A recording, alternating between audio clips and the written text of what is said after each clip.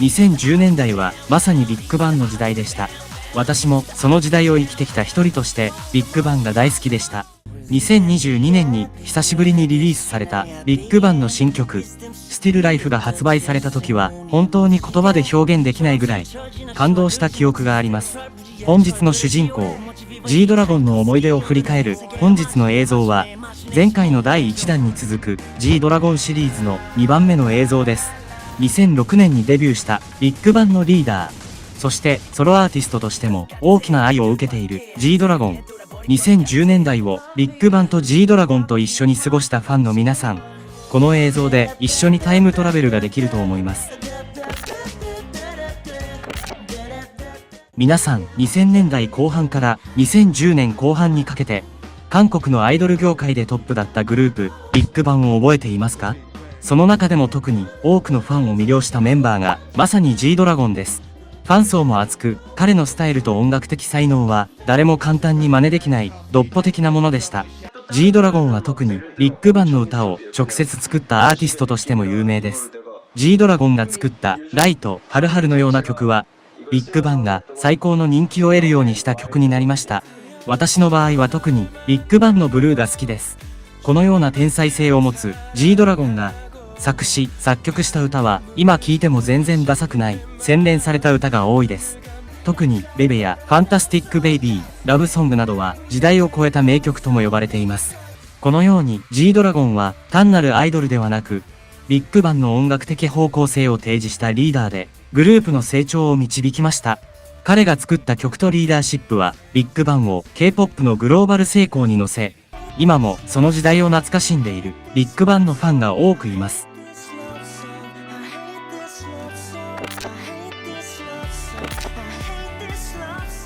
ビッグバン活動中にも活発なソロ活動をしてきた G ドラゴン。メンバーたちと離れてもうまくできるかなと思っていた大衆の疑問にできるという認識を変えたアルバムが誕生します。2009年にリリースされた彼の初のソロアルバムハートブレーカーでした。このアルバムはまさにセンセーションでした。発売当時大衆に大きな反響を呼び、彼が単なるアイドルではなく独立したアーティストとしての地位を確立するきっかけとなりました。特にタイトル曲のハートブレーカーは中毒性の強いメロディーとトレンディなビートで非常に人気を集め、一人でも舞台を埋め尽くすほどの掌握力は彼の音楽プロデュース能力を超え、天才的なパフォーマーとして知られるきっかけとなりました。そうして時間が経ち、2013年もう一つのアルバムが誕生しました。アルバム名クーデターです。このアルバムには目立つ2曲があります。フーユーとクロックトです。この曲は G ドラゴンのアーティストとしてのアイデンティティと独創性をさらに確固たるものにし、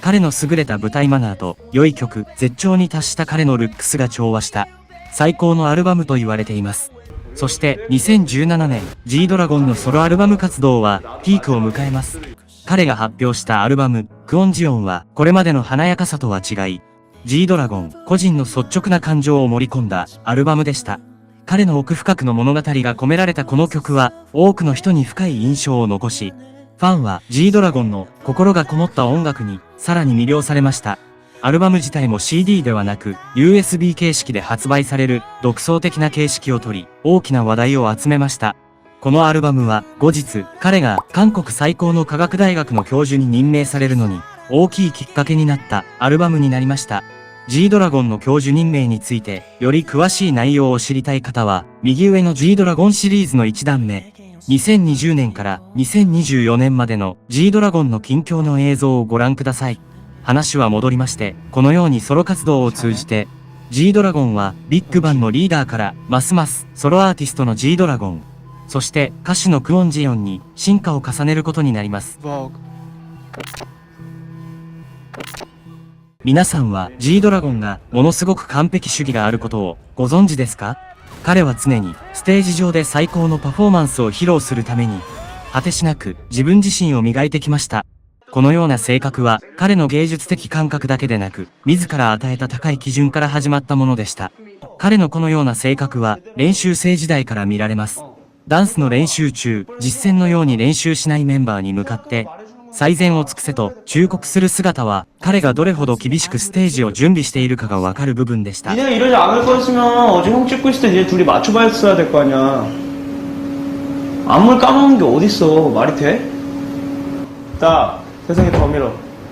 그냥 무릎 하나 깨진다 생각하고 돌려라. 뭐 그렇게 아깝다고 살살하고 난리야. そしてもう一つの事例は、彼のコンサートのリハーサルを準備する時でした。あるドキュメンタリー映像で G ドラゴンが公演を準備していたところ、スタッフたちに起こっている場面がありました。彼がコンサートの前日までステージが完璧に準備されていなかったことについて怒っている様子でした。 날이 가면 갈수록 규모도 엄청나게 커지고 이 티켓을 사려고 어린 친구들도 그렇고 되게 힘들게 티켓을 사서 오시는 분들도 있을 거고 외국에서 오시는 분들도 있을 거고 그분들한테도 너무 미안해지는 거죠. 理由は明確でした。このような G ドラゴンのファンへの感謝の気持ちや、アーティストとしての自負心がよく見られる場面でした。確か G ドラゴンはビッグバンのコンサートを通じて、ファンの皆さんが最高の瞬間と思い出を作れるように願ったでしょう。彼のミュージックビデオの撮影はどうでしょう。彼はあるインタビューで、ミュージックビデオの撮影中、1シーンを50回以上、繰り返し撮影したと話したことがあります。完璧な角度、完璧な感情表現を探すために、果てしなく繰り返しました。G ドラゴンは小さなディテール一つも見逃せないとし、最上の結果を作り出すために努力しました。このように完成した高いクオリティのミュージックビデオは、ファンの目と耳を楽しませてくれました。G ドラゴンはビッグバンのリーダーでありながら、ソロアーティストとして独歩的な位置を守っているアーティストです。彼はグループ活動とソロ活動を並行し、それぞれの活動で異なる魅力を示しました。グループとしてはメンバーたちと一緒にチームの絡みを見せ、ソロとしては自分だけの色をはっきりと表現しました。彼のリーダーシップとソロ活動は単なる音楽活動以上の意味を持っています。G ドラゴンは韓国音楽文化の流れを導く先駆者として、K-POP のグローバル成功に導いてきました。また、彼のソロアーティストとしての成長は、多くのアーティストに夢のような存在になりました。2024年下半期に、彼のソロアルバムの発売が期待される今の状況で、彼の新しいアルバムは、どれだけ完成度の高いアルバムになって、目と耳を楽しませてくれるか、とても楽しみな本日の主人公、G ドラゴンでした。本日の動画が気に入りましたら、チャンネル登録といいね、アラーム設定までお願いします。次ももっといいコンテンツで戻ってきますので、期待してください。